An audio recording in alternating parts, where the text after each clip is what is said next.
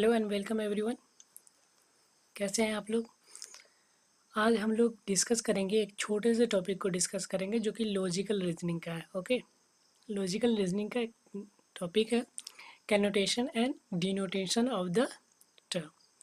तो चलिए देखते हैं कि connotation and denotation of the term होता क्या है। ओके,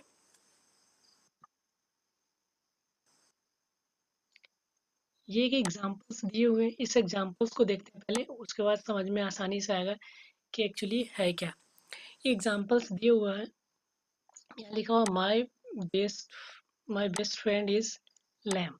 ओके, तो यहाँ इस टर्म पे देखिए लैम, और दूसरा एक एग्जांपल है आई एम फीलिंग ब्लू। इसके मीनिंग्स क्या होंगे? तो यहाँ my friend is lamb, lamb का मतलब मेमना होता है। लैम का मतलब क्या होता है? मेमना होता है। तो my best friend is lamb, इसका मतलब अगर इसका लिटरल मीनिंग निकाले तो क्या होगा? मेरा बेस्ट फ्रेंड क्या है?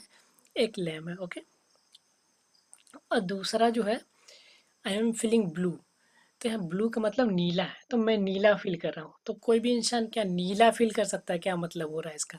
ठीक है, तो कुछ एकदम अजीब सा नहीं लग रहा है आपको? एकदम अजीब सा मीनिंग लग रहा है आपको? ठीक है, तो देखिए मैं बताता हूँ। किसी भी किसी भी टर्म के जनरली दो मीनिंग होते हैं। टर्म के कितने मीनिंग होते हैं? दो मीनिंग होते हैं। एक मीनिंग जो होता है वो एक्सटेंसिव होता है। क्या होता है? एक मीनिंग जो होता है एक्सटेंसिव होता है, दूसरा जो होता है इंटेंसिव होता है। ओके, मतलब किसी भी टर्म के दो मीनिंग होता है। एक मीनिंग जो होता है जो एक्सटेंसिव होता है, दूसरा क्या होता है? इंटेंसिव होता है। ठीक है, इंटेंसिव मीनिंग या इम्प्लिसिट भी कहते हैं इसको। क्वेश्चंस देखेंगे तो आएगा, ये टर्म यूज किया जाता है। और इसको एक्सप्लिसिट भी कहते हैं। क्या कहते हैं? एक्सप्लिसिट भी कहते हैं। तो ये समझ लिए कि जितने भी इंग्लिश टर्म है उसके जनरली क्या होते हैं? दो मीनिंग होता है। तो एक एक्सटेंसिव मीनिंग होता है और दूसरा इंटेंसिव मीनिंग होता है। ओके, तो एक्सटेंसिव मीनिंग जो होता है वो जनरली डिक्शनरी मीनिंग होता है, या एक्चुअल मीनिंग जो होता है क्या कहते हैं? Dictionary meaning. मतलब किसी भी टर्म का जो डिक्शनरी मीनिंग है उसको हम लोग क्या कहते हैं? एक्सटेंसिव मीनिंग बोलते हैं। ओके, और अगर उस मीनिंग में हम लोग क्या करते हैं? अपना फीलिंग्स क्या करते हैं? फीलिंग्स और इमोशंस को जोड़ देते हैं, ऐड कर देते हैं, तो जो मीनिंग बनता है उसको हम लोग क्या कहते हैं? इंटेंसिव मीनिंग कहते हैं। ओके, तो समझ में आएगा। तो जो इंटेंसिव मीनिंग है इसको हम लोग क्या कहते हैं? कैनोटेशन बोलते हैं। क्या बोलते हैं? कैनोटेशन। ओके, जो इंटेंसिव मीनिंग है उसको हम लोग क्या कहते हैं? कैनोटेशन बोलते हैं। और ये जो एक्सटेंसिव मीनिंग है इसको हम लोग क्या कहते हैं? डिनोटेशन। इसको हम लोग क्या कहते हैं? डिनोटेशन बोलते हैं। ओके, तो देखिए यहाँ लैम का मतलब मेमना होता है, लेकिन एक्चुअल मेमना का क्या होता है? कैरेक्टरिस्टिक क्या होता है? वो बहुत ही इनोसेंट होता है। तो यहाँ पर लैम नहीं, यहाँ पर इसका मीनिंग जो होगा my best friend is lamb, इसका मतलब ये होता है कि मेरा बेस्ट फ्रेंड जो है वो क्या है? बहुत ही इनोसेंट है। ओके, समझ में आ रहा बात? मेरा बेस्ट फ्रेंड क्या है? वो इनोसेंट है। यहाँ पर मेमना नहीं होगा। जस्ट यहाँ ब्लू, ब्लू का मीनिंग क्या होता है? सैड से होता है। ब्लू का मीनिंग क्या होगा? सैड। तो चलिए, एक ब्लू का मीनिंग जो हो गया वो नीला हुआ। क्या हुआ? नीला। ब्लू का एक मीनिंग हुआ, वो क्या हुआ? नीला। दूसरा ब्लू का मीनिंग क्या हो गया? सैड। तो ये जो मीनिंग हुआ नीला, ये क्या है? डिक्शनरी मीनिंग है, या यूं कह सकते हैं लिटरल मीनिंग है। ठीक है, या इसको हम लोग क्या कह सकते हैं? एक्सटेंसिव मीनिंग कह सकते हैं। तो ये मीनिंग जो है वो क्या हो गया हमारा? डिनोटेशन हो गया। ठीक है, लेकिन इसका दूसरा मीनिंग जो निकल रहा है, क्या निकल रहा है? सैड निकल रहा है। ठीक है, तो ये क्या होगा? कैनोटेशन हुआ। Got it? समझ में आया बात? मतलब किसी भी वर्ड के जनरली दो मीनिंग होते हैं। ठीक है, एक डिक्शनरी मीनिंग होंगे और दूसरा मीनिंग जो होगा वो फीलिंग्स एड होगा, मतलब दूसरा उसका मीनिंग निकलेगा। उस दूसरे मीनिंग को हम लोग क्या कहते हैं? या दूसरे मीनिंग को हम लोग क्या कहते हैं? कैनोटेशन बोलते हैं। ओके, चलिए इसका डिफिनेशन देखते हैं, उसके बाद और एग्जांपल्स देखेंगे।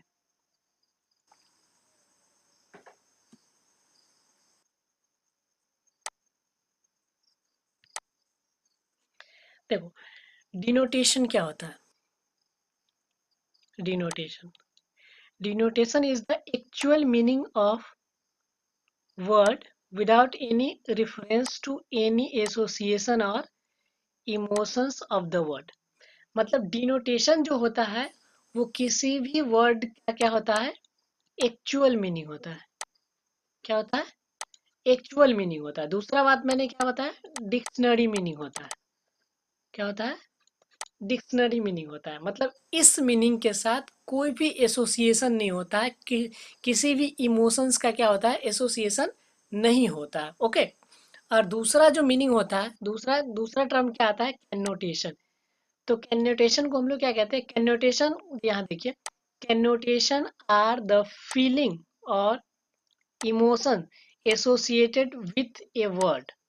मतलब किसी भी वर्ड, जैसे ये कोई वर्ड है, ठीक है, और इस वर्ड के साथ हम लोग क्या करते हैं, अपना इमोशंस को ऐड कर देते हैं, ठीक है, या फीलिंग्स को ऐड कर देते हैं, ठीक है, तो जो टर्म बनेगा उसको हम लोग क्या कहेंगे, कैनोटेशन।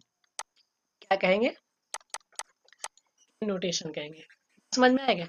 मतलब, और ये फीलिंग्स और इमोशंस जो है वो नेगेटिव भी हो सकता है या पॉजिटिव भी हो सकता है। Got it? It goes beyond the actual meaning of the word.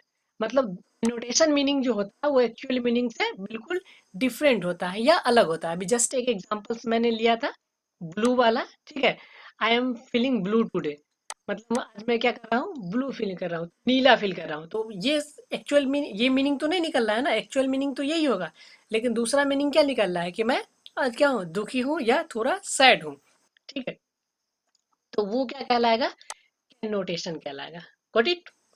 मतलब डिनोटेशन जो होता है वो डिक्शनरी मीनिंग होता है या एक्चुअल मीनिंग होता है। ओके, इसके साथ किसी भी वर्ड का एसोसिएशन नहीं होता है। ये वर्ड्स याद रखेंगे, मैंने जो भी वर्ड्स यूज़ कर रहा हूँ ये क्वेश्चन में आ चुके हैं, ठीक है, इसलिए मैं इस वर्ड पे ज़्यादा इम्फेसिस दे रहा हूँ। और डिनोटेशन वाले मीनिंग जो क्या होता है, वर्ड जो होता है वो एक्सटेंसिव होता है। ठीक है, क्या होता है, एक्सटेंसिव होता है, ये ध्यान रखेंगे। और नोटेशन जो होता है वो क्या होता है, इंटेंसिव होता है। ओके, मतलब हमारी इंटेंशन होती है इस वर्ड से कि ये होगा।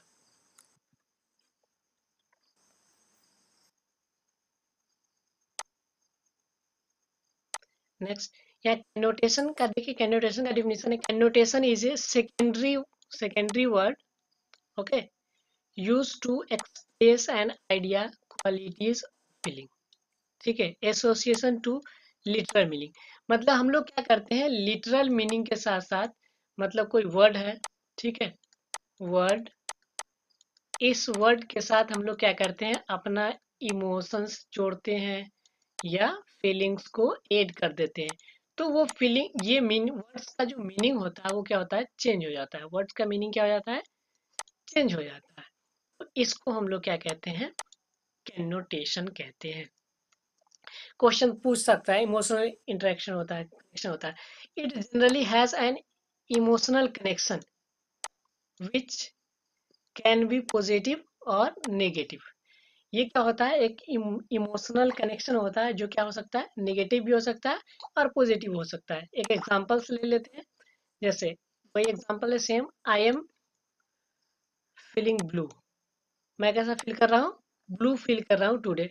तो इसका यहाँ पर क्या होगा, एक्चुअल मीनिंग का मतलब नहीं होगा, यहाँ पर ब्लू का मतलब होगा, ठीक है, सैड, जो कि डिक्शनरी मीनिंग से या एक्चुअल मीनिंग से क्या है, अलग है। तो ये क्या हो रहा है, कैनोटेशन हो रहा है, ठीक है। Here blue refers to the sad. Okay, got it? समझ में आया बात?